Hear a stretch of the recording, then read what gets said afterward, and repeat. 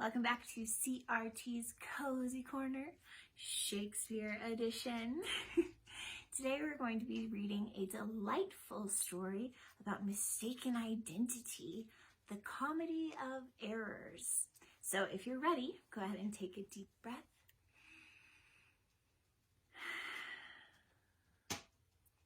And let's begin. In Syracuse I was born and lived a happy man, Aegeon began. I had no idea how lucky I was. The old man was standing in the town square of Ephesus, relating a sorry tale to the Duke. My wife and I had twin boys, one so like the other you could only tell them apart by their names. That very same hour, a woman we knew gave birth to twin boys too. Because she and her husband were so poor, we took them on to raise them as servants to our sons. His eyes filled with tears as he remembered the next part. One day, we were all aboard a ship, speeding across the sea, when a storm whipped up around us. As waves came crashing over the side of the ship, I ran to one of the masts, clutching one of my sons and one of the other boys. My wife raced to the other mast and clung on for her life, holding the other two babies. In the distance, we saw two ships sailing towards our little boat. Our rescuers! But moments before they reached us, our ship smashed into a rock and split in two. Then I saw, or I thought I saw, my wife being rescued by fishermen on one of the ships. A moment later, I was hauled onto the other ship by sailors who took me home to safety with two wailing babies in my arms. That was the last time I saw my other son or my wife. Not sure which of the twins I ended up with. I guessed my son was Antipholus and the servant boy Dromio. I raised them myself, hoping against hope that I would find the rest of my family again. But as the years went by, my hopes began to fade. 7 years ago, Antipholus left Syracuse in search of his long-lost brother, taking Dromio with him. He did not return. 5 years ago, I set out to find him. Still, my search goes on. That same afternoon, a young man came striding through the marketplace. He had just arrived in Ephesus. Antipholus was his name. He was the very same son that Aegeon had been seeking. "Dromio," he said to his servant, "take my money to the inn where we're staying. I'll see you there for lunch. Till then, I'll look around the town." "Not a problem," said Dromio, grinning. "I'll take your money. Most servants would. You just wouldn't see them again." Antipholus smiled. Dromio always cheered him up when he was out of sorts. Then he began to wander through the noisy streets of Ephesus, looking warily around, as he'd heard stories that Ephesus was full of magicians, witches, and sorcerers. But as he watched the crowds pouring through the marketplace, something else tugged at his heart. Would he ever find his brother or his mother? And would he recognize them if he did? "I'm like a drop of water looking for another drop in the ocean," he thought. "In trying to find a mother and a brother, I could easily lose myself." He looked up and was surprised to see Dromio standing in front of him. "Back so soon?" he said. Dromio scowled at him. "Back so soon," he repeated. "Back too late, you mean? The meat's burned, the roast is ruined, and my mistress is furious. She is hot because the meat is cold. The meat is cold because you didn't come home. You didn't come home because you're not hungry, and we're all sorry for it." "Enough," said Antipholus. What on earth had gotten into Dromio? Suddenly, he wasn't in the mood for one of Dromio's silly jokes. "Where's the money I gave you?" he demanded. Dromio gave him a blank look. "You mean the 6 pence that you gave me last Wednesday? I used it to pay the cobbler," he replied. "Seriously," said Antipholus, "where's the gold?" "I beg you," Dromio replied, looking exasperated. "I've come from my mistress to tell you to hurry." Antipholus could feel waves of anger bubbling up inside him. "Tell me where you've put the gold, or I shall break that merry head of yours," he fumed. Dromio took a deep breath. "Your wife, my mistress, asks that you come home to lunch," he repeated. "Wife?" said Antipholus. "I have no wife." And then, as Dromio began to tell his bizarre story again, Antipholus decided that he had had enough. His first slap landed with a splat on Dromio's ear. His second splat landed on his chin. The third blow was aimed at Dromio's nose and would have hit it too if Dromio hadn't ducked and run away. That scoundrel, Antipholus thought furiously. He was joking about stealing all my money, but now he actually has. Antipholus glared around him. He didn't like this place at all. Then a thought occurred to him. They said this town was full of black magic. Could Dromio have been enchanted? Perhaps that was the reason for his odd behavior. Despite the fact that he was searching for his long-lost twin brother, it didn't occur to Antipholus for a single moment that there could be another Antipholus and another Dromio in this very town. In a nearby house, a young woman was pacing back and forth across the kitchen. The house belonged to a certain Antipholus of Ephesus, and the woman was frantic with worry because he wasn't there. "My husband still isn't back," she said to her sister, Luciana. "Let's just eat without him," Luciana suggested. "Look, here comes Dromio. Perhaps he has news."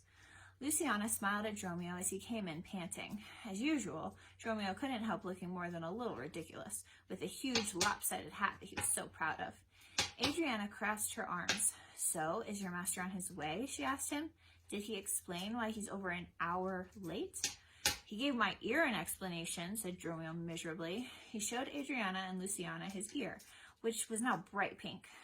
"But is he coming home?" asked Adriana. She wasn't too concerned about Dromio's ear. What did his pain matter compared to her distress about her missing husband?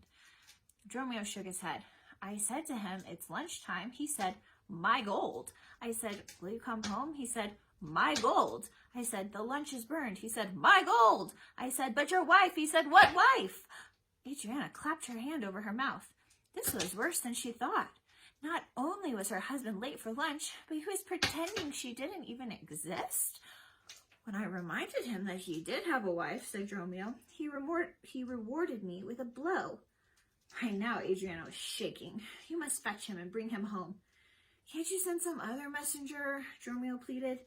"He's only going to use me as a punching bag." "Go," hissed Adriana, "or I'll redden your other ear myself."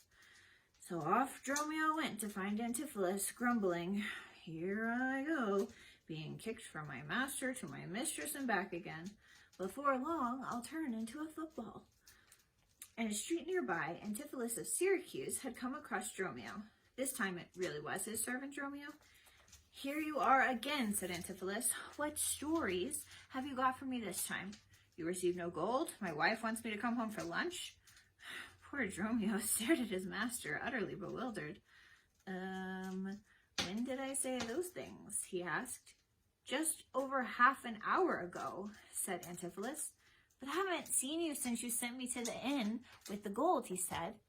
"You villain," said Antipholus. "You denied having the gold. You told me that I had a wife and a lunch waiting for me." Dromio looked Antipholus up and down. "I'm glad to see you in a merry mood, although I'm not sure I get the joke." "Joke?" said Antipholus. "This is no joke."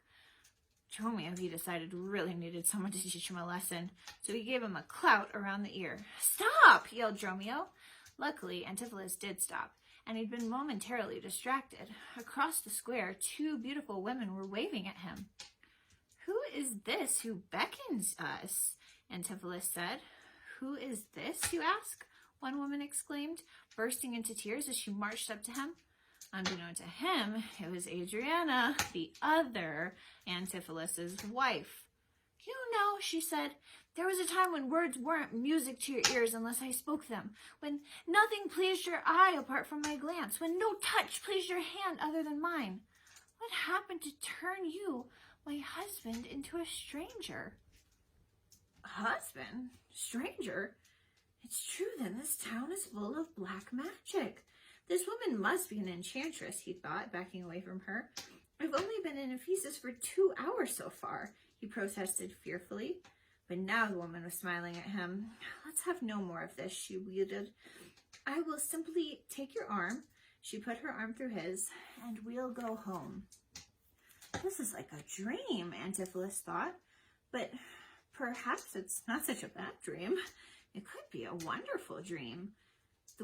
The woman leading him along was rather good looking after all. He might have just landed on his feet. So away Adriana went, leading Antipholus of Syracuse down the street, convinced that he was her husband. Following his master, Dromio wasn't so happy. "We're lost in fairyland," he muttered.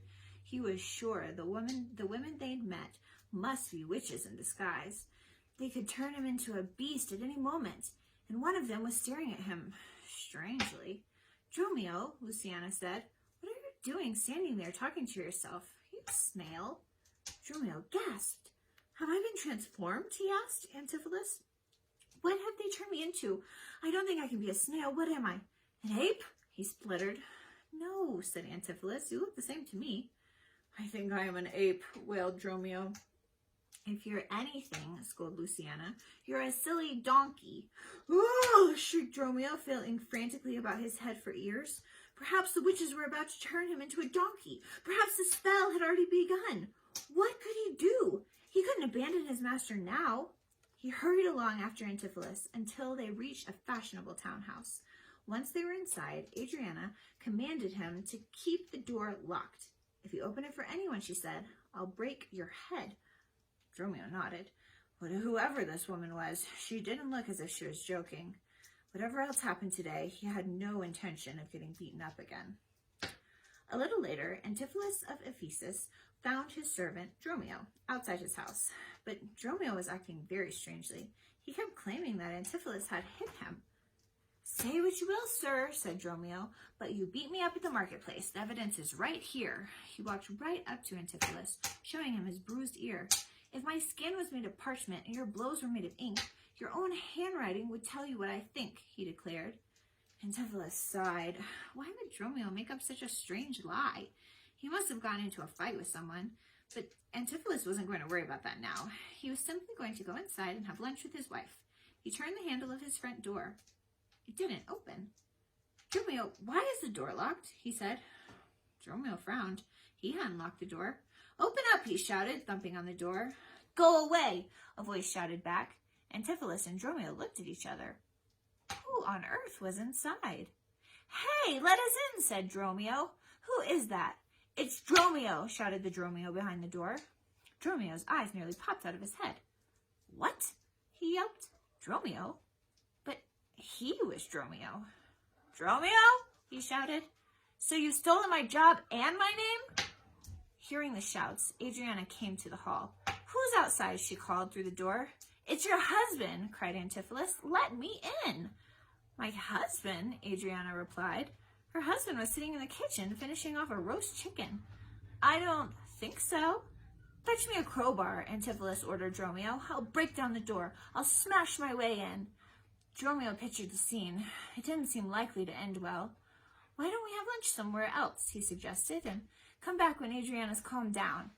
If you break down your own front door, the whole town will know about it." "Fine," fumed Antipholus. He didn't want to cause a scene, so he strode away, muttering angrily, with Dromio at his heels. Inside the house, the lunch was not much of a success. Adriana's husband was acting very strangely.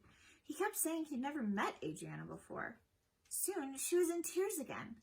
Finally, Luciana dragged Antipholus outside to have a stern word with him. "Why are you being so cruel?" she asked crossly. "If you married my sister for her money, well, think of the money. And if you don't love Adriana anymore, then at least pretend you do." She stared at him, exasperated. Adriana had done nothing to deserve this cruelty, and now Antipholus was gazing at her with a very strange look indeed. He seemed almost drunk. "Oh, sweet mermaid," he murmured, "your sister is no wife of mine. Do not sing for your sister, sing for yourself." "Are you completely mad?" said Luciana. "Not mad, but in love," replied Antipholus. "You are the sun," he murmured, "and I am gazing at the sunbeams." "Keep your eyes to yourself," said Luciana, backing away. "But my love," Antipholus implored her. "Call my sister you love, you rogue." "No, it's you. Here are my food, my fortune, and my sweet hope's aim." "You should be saying all this to my sister," shouted Luciana. "You have no husband," said Antipholus. "I have no wife. Give me your hand." Suddenly, Antipholus was kneeling in front of Luciana, gazing at her with adoration in his eyes. "I'm fetching my sister, your wife," Luciana yelled before fleeing into the house. Moments later, Antipholus was still kneeling in a love-drunk haze when he saw Dromio arrive. "Master," said Dromio. He'd never been so happy to see Antipholus. I am Dromio, aren't I? Why wouldn't you be, said Antipholus. I met a woman, a cook, who claims that I belong to her, he said nervously. She's covered in grease and spherical like a globe. I could discover whole countries on her. She called me Dromio and said that I was hers, and now she's haunting me. I didn't know her, but she knew me down to the freckle on my left arm. I think she's a witch, he bleated. Let's run away before she finds me and turns me into a dog. Antipholus looked at his poor, trembling, terrified servant. Then he considered the strange occurrences from the last few hours. There is no other explanation for it, he concluded. This place is enchanted. That woman must have put me under a spell. I must plug my ears against her magic. He struck his fingers in his ears and told Dromio, Go to the harbor. If there's a ship leaving Ephesus tonight, make sure we'll be on it. Dromio nodded. Just as, from a bear, a man would run for his life, so I'll run from the woman who wants to be my wife. That evening, as dusk was falling, Dromio came racing back from the dock. I found a ship, he announced to Antipholus. It leaves tonight, and it's only waiting for us to step aboard. To his horror, Antipholus looked at him blankly. A ship? He said. Are you crazy? What ship is waiting for me? The ship you told me to find? Dromio hazarded. You drunken fool! I sent you to fetch a chain, a gold chain. Where is it? Antipholus roared. Dromio looked quizzically at the man he thought was his master. But you sent me for a ship, he began. But as Antipholus drew back his fist, Dromio decided that the time for explaining was over. He ran away from his master as fast as his legs would carry him. As Antipholus of Ephesus ran after him in hot pursuit, neither of them noticed Antipholus of Syracuse. This Antipholus was frowning, deep in thought. Ephesus just kept getting stranger. Wherever he went, people greeted him as if they'd known him for years. A goldsmith, who he had never set eyes on before, had forced him to take a gold chain, insisting that he ordered it. And then he had the cheek to say he wanted payment. He couldn't wait to get on that ship and escape this strange, supernatural city. He breathed a sigh of relief when Dromio appeared. Any news of the ship? He asked him. The ship, Dromio said, his eyes all agog. There was a ship, but when I told you about it, you told me you had no wish to set sail on it. So I went and told them to sail without us. What? How could Dromio possibly be so stupid? Villain! Antipholus cried, landing a punch on the end of Dromio's nose. Meanwhile, Adriana was in a great deal of distress. Her husband had clearly lost his mind, so she had taken an extreme but necessary measure. She had found a wizard to cure his delusions. Unfortunately, Antipholus had escaped from the wizard's clutches, so she and Susanna chased Antipholus and Dromio all the way across town, following them all the way to an abbey. Antipholus had fled inside it with Dromio, and to top it all off, the abbess refused to let Adriana in. I will not let him out until he is sane, the abbess had said sternly. When Adriana explained what had happened, he has sought sanctuary here, and I will cure him. Go home and leave him here. But the thought of leaving her poor, deluded husband at the abbey horrified Adriana. I will not leave him here. I should be his nurse, and you should not separate a husband from a wife. Be quiet and go. You shall not have him, said the abbess sternly. For I have many prayers to say, she finished. Then she slammed the door in Adriana's face. Adriana turned to go home, utterly miserable. When would she see her dear husband again? And when would he come to his senses? Then she blinked and stared. She knew her husband was inside the abbey, and yet here he was, walking towards her, with Dromio by his side. She nudged Luciana, standing beside her. Was she seeing things? Could Luciana see them too? Adriana wasn't the only person gazing in amazement at the two men. Walking behind them was an old man with a look of wild delight on his face. It was Antipholus' father, Aegeon, who had been following Antipholus and Dromio down the street. Unless I have gone mad, he thought, I can see my son and Dromio. He was so happy he couldn't believe his eyes and didn't dare speak to them in case he was dreaming and speaking would wake him up. Behind Aegeon, another man was walking along the street. It was the Duke of Ephesus. Spotting the Duke across the square, Antipholus of Ephesus stormed up to him. "You must punish my wife," he said. "She locked me out of my own house today." "That's not true," Adriana protested. Adriana, Luciana, Antipholus, Dromio all stared, hurling accusations at each other. The Duke listened to them all, increasingly under the suspicion that they must all be insane. Finally, Aegeon stepped forward. "You are Antipholus," the old man said, beaming with joy, "and that fellow is your servant Dromio. I know you well." "Sir," Antipholus replied gravely, "I've never seen you before." Aegeon felt his son's words as if they were knives. "Grief has changed me since you saw me last," he said. "But tell me, don't you recognize my voice?" "Not in the slightest," the bewildered Antipholus replied. Aegeon turned desperately to Dromio. "Dromio, don't you know me either?" Dromio shook his head. "Tell me you are my son Antipholus," Aegeon begged. 7 years ago you set out from Syracuse to find your brother." "Syracuse?" Antipholus replied. "But I've never been there in my life." Poor Aegeon. How could his son have forgotten everything about his former life? Aegeon thought about that losing half of his family was the greatest pain he would ever bear, but his own son denying his existence was far worse.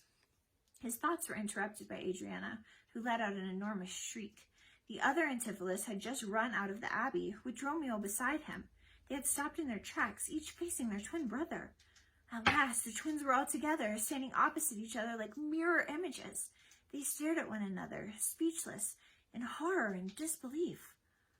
"Unless my eyes deceive me, I see 2 husbands," Adriana said, staring from one Antipholus to the other.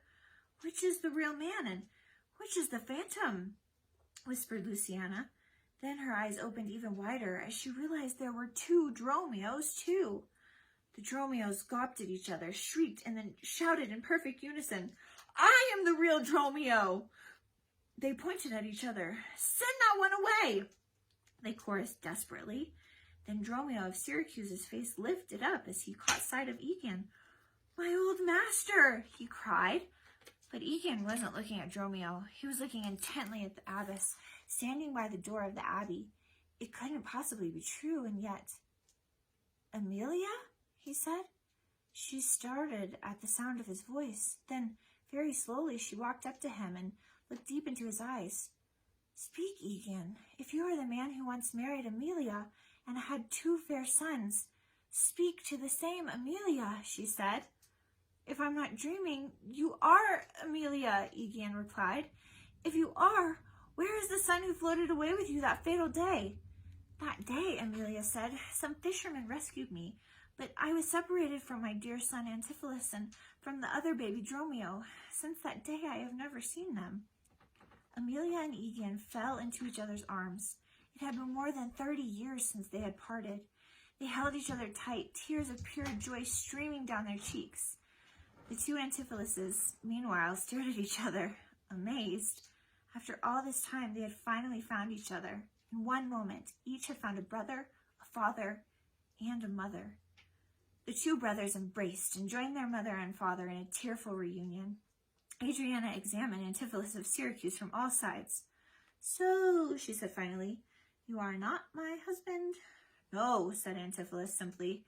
Now he turned to Luciana. "You called me brother," he said, "but it was not true. And what I said to you before, I hope to make it good." He got down on his knees before her. "If this is not a dream, will you be my wife?" Luciana gasped and beamed. "Yes," she squealed with joy.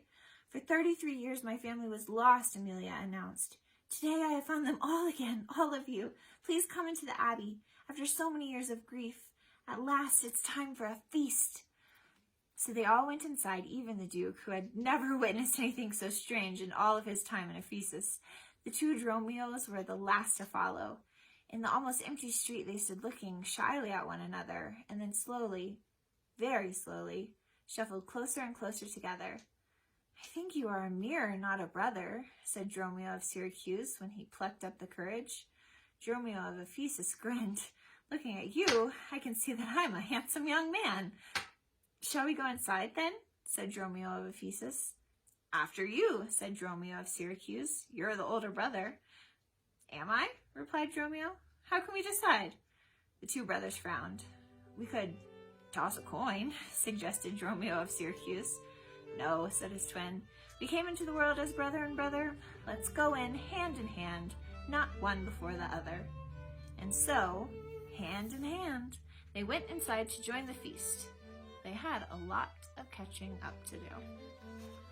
My goodness, can you imagine? What a crazy story. Thank you for joining me once again, and I will see you next week. Bye.